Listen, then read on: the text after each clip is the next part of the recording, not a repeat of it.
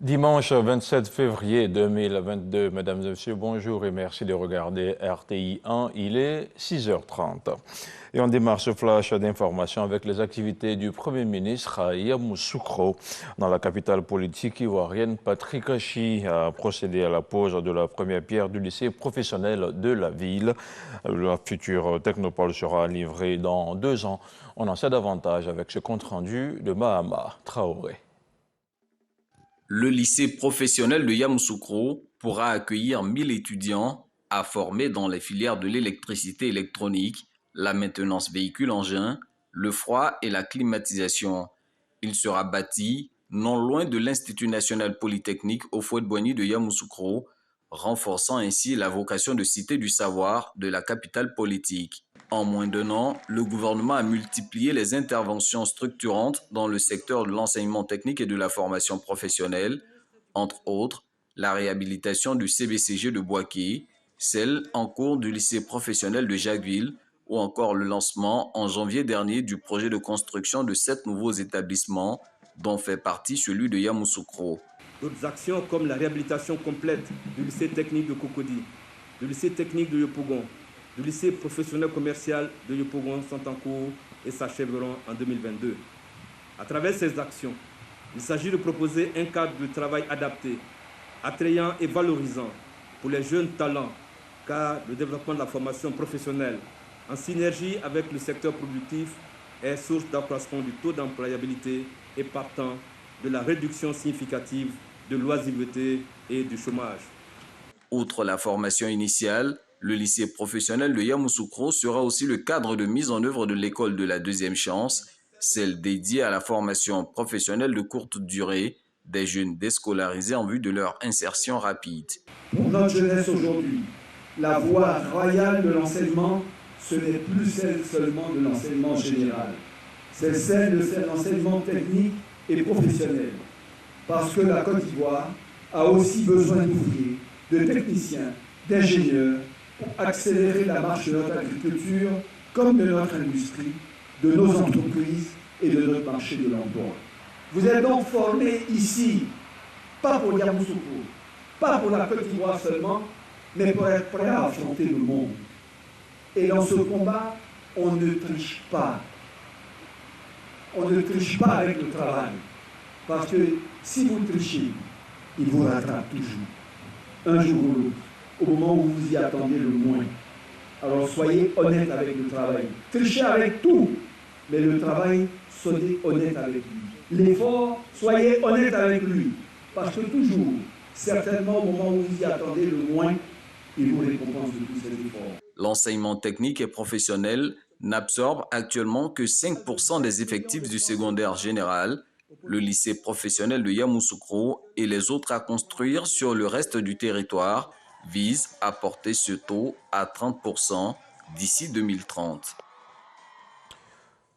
Toujours à Yamoussoukro, le chef du gouvernement a marqué une halte au lycée scientifique de la ville. C'est un établissement d'excellence que Patrick Hachi a trouvé dans un état de délabrement. Le Premier ministre a annoncé des travaux de rénovation qui vont démarrer bientôt. Mahama Traoré. Au lycée scientifique de Yamoussoukro, personne ne s'attendait à une telle visite ce vendredi matin.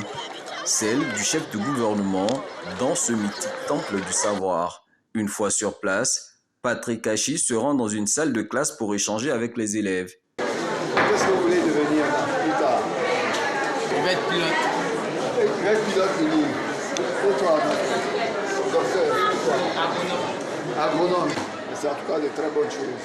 Ce qu'on veut, c'est que vous travaillez bien, que vous travaillez beaucoup. En tout cas, félicitations, tous mes encouragements. Ce passage éclair au lycée scientifique de Yamoussoukro n'était pas prévu à l'agenda initial de cette visite de travail du chef de gouvernement, mais l'urgence l'a commandé. En état de vétusté, cet établissement d'excellence est toujours en attente de sa rénovation, malgré la disponibilité des financements. Les derniers obstacles viennent d'être levés. Un financement du CPD, de l'AFP, pour réhabiliter le lycée scientifique et également créer des classes de préparation aux grandes écoles. ivoirienne ou internationale. Et pour que cela puisse se faire, il faut que les écoles mixtes qui étaient à l'intérieur du lycée scientifique puissent être déplacées à l'extérieur.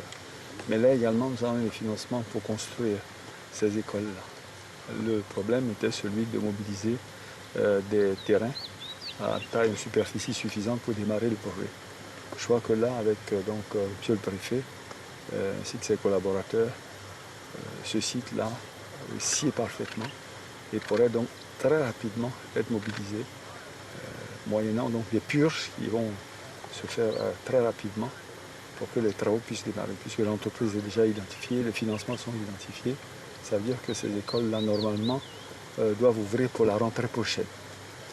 Donc pour nous, c'est un problème qui est réglé et on donnera les instructions nécessaires pour que les choses aillent extrêmement vite. La rénovation du lycée scientifique de Yamoussoukro est financée à hauteur de 30 milliards de francs CFA par l'Agence française de développement dans le cadre du C2D, contrat de désendettement et de développement.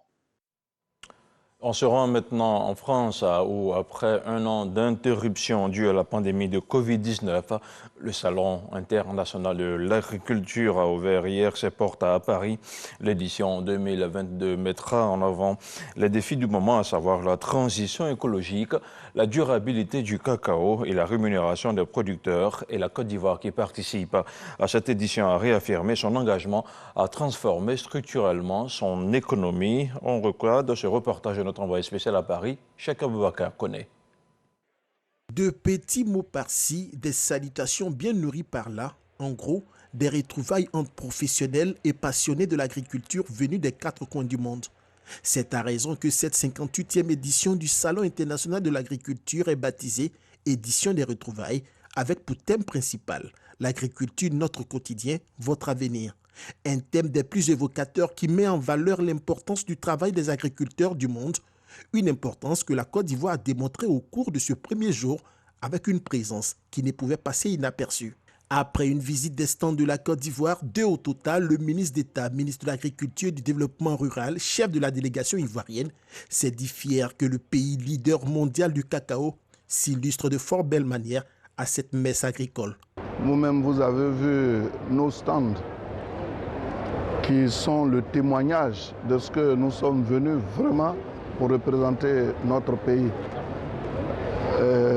L'édition passée, nous étions meilleur stand international. Et cette année, nous y avons mis beaucoup d'éléments pour que cette fois-ci encore, nous puissions connaître d'autres prix. La durabilité du cacao et la transformation structurelle de l'économie agricole fondent les enjeux de la participation de la Côte d'Ivoire à ce salon d'échange et de rencontres. Le Premier ministre nous a instruit de prendre des attaches avec tous ceux qui veulent venir faire de la transformation de nos produits au niveau de notre pays. Donc nous y sommes et nous allons valablement représenter la Côte d'Ivoire.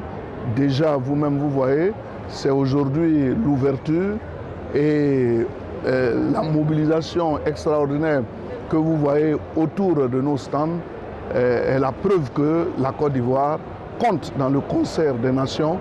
Pour ce premier jour du SIA, le stand de la Côte d'Ivoire fait déjà sensation. Le chocolat ivoirien, comme à l'accoutumée, faisait l'objet de toutes les attentions. Les fèves sont là. Ça, vous l'avez pris directement de là? Oui, oui. D'accord, c'est ça. Et ça, c'est sucré. Oui, c'est sucré. Ouais. À la base, c'est sucré. Et vous laissez au soleil pour qu'après ça donne... On les fermente d'abord. Plusieurs panels et communications vont meubler la participation du ministère de l'Agriculture ivoirien à ce salon. La journée de la Côte d'Ivoire à cette 58e édition est prévue ce mardi. Et comme vous avez pu le voir, la Côte d'Ivoire est encore une fois au rendez-vous du SIA. Une participation remarquée à cette 58e édition grâce notamment à ces escargots géants, à ces mâchoirons et ces tilapias qui attirent beaucoup de monde. Le compte rendu de notre envoyé spécial, Jean-Luc Bangbo. Vaches, taureaux, chèvres, mais également tilapia. silures et escargots originaires de la Côte d'Ivoire. Paris devient pendant 9 jours la plus grande ferme de France grâce au Salon international de l'agriculture. Le plus grand rassemblement français d'animaux à haute valeur génétique est également une occasion pour l'élevage ivoirien d'exposer son savoir-faire. On était très surpris et très attirés par la grosseur des escargots. Alors, en France, on ne connaît pas, on n'a jamais vu d'aussi gros. Les escargots géants, principale attraction au stand de la Côte d'Ivoire, sont les plus gros de cette espèce au monde. Nous avons ici les espèces marginata. Ici de Côte d'Ivoire, c'est des escargots qui impressionnent de par leur taille. Parce qu'ici, ils en ont, mais en des tailles beaucoup plus petites. Les nôtres ont à peu près 20 fois la taille de ce qui existe ici. La participation à cette vitrine du monde agricole, le ministère des Ressources animales et halieutiques veut s'en servir pour donner un coup d'accélérateur au secteur de l'élevage en Côte d'Ivoire. Le ministre Sidi Diémoko Touré a donc fait le tour de plusieurs exposants avant de terminer au stand réservé à la Côte d'Ivoire, épaulé par son collègue de l'agriculture et du développement rural. Nous envisageons au cours de ces jours d'exposition rencontrer des partenaires techniques et financiers à l'effet d'obtenir leur engagement en termes d'investissement dans le secteur des ressources animales et halieutiques en Côte d'Ivoire. Notre ambition, c'est d'atteindre la sécurité alimentaire.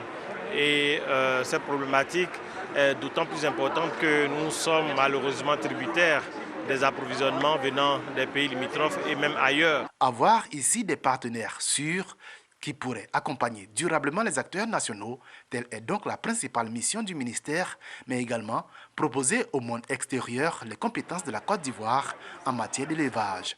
Le Salon de l'agriculture de Paris convie 650 000 personnes chaque année. Retour ici en Côte d'Ivoire où des armes et des munitions ont été découvertes au domicile de l'ex-président de l'Assemblée nationale, Guillaume Kigbafori Soro. La perquisition s'est déroulée vendredi dernier au quartier Gonfreville de la ville de Bouaké. L'opération a été menée par la police judiciaire sous la supervision du procureur de la République près le tribunal de première instance de Bouaké. Retour sur la déclaration du procureur avec ce reportage signé Kwadio Kwame. À la suite de plusieurs informations faisant état de ce que des armes étaient cachées au domicile de M. Guillaume Soro, situé au quartier Gonfreville de Bouaké, des perquisitions avaient été effectuées à l'intérieur du dit domicile. Ces perquisitions s'étaient révélées infructueuses. Le vendredi 25 février 2022, exploitant une autre information, des officiers de police judiciaire se sont transportés à nouveau au dit domicile avec des détecteurs de métaux qui ont permis de localiser de façon précise l'endroit où des armes étaient enfouies dans l'arrière-cour. Cette perquisition, menée sous la supervision du procureur de la République et en présence constante du nommé Koulibaly Yaya, gardien des lieux, a permis de découvrir 4 canons de 14,7 mm, 6 percuteurs, 15 200 munitions de type 9 mm, 3 cache-flammes, 10 accumulateurs, 36 chargeurs de portatifs Motorola GP340, 14 portatifs Motorola GP340. Une enquête a été immédiatement ouverte à la brigade de gendarmerie, section recherche de Bouaké, pour détention, entreposage d'armes de guerre, éléments d'armes et munitions de la première et deuxième catégorie sans autorisation administrative et tentative d'atteinte à l'autorité de l'État. Place à présent à l'actualité internationale. En Guinée-Bissau, 3 officiers supérieurs de l'armée ont été relevés de leurs fonctions C'est le premier changement au sommet de la hiérarchie militaire après le coup d'État manqué du 1er février dernier. Il s'agit du chef d'état-major adjoint, du commandant en chef de la marine et du commandant de la garde nationale. Aucune explication officielle n'a encore été donnée à propos de cette décision, mais selon plusieurs observateurs, ce changement important à la tête de l'armée serait la conséquence logique de l'attitude des officiers en question lors de l'assaut du siège du gouvernement par des militaires et policiers dont certains sont encore en fuite. Et puis, hors du continent africain, en Ukraine, au 4e jour de l'invasion militaire russe, de violents combats se déroulent dans la capitale Kiev. Mais la capitale offre une résistance certaine et semble ralentir la progression russe. Côté européen, les alliés de l'Ukraine accroissent à la fois soutien matériel et financier et les sanctions économiques à l'encontre de la Russie de plus en plus isolée. Côté russe, le ministère de la Défense a annoncé dans un communiqué avoir donné l'ordre d'élargir l'offensive. Le dernier bilan provisoire fait état de 198 civils tués et 1115 blessés. C'est la fin de ce flash d'information. Hamza Diaby sera chez vous à 10h et à 13h pour l'information de la mi-journée. Quant à moi, je vous retrouve à 23h.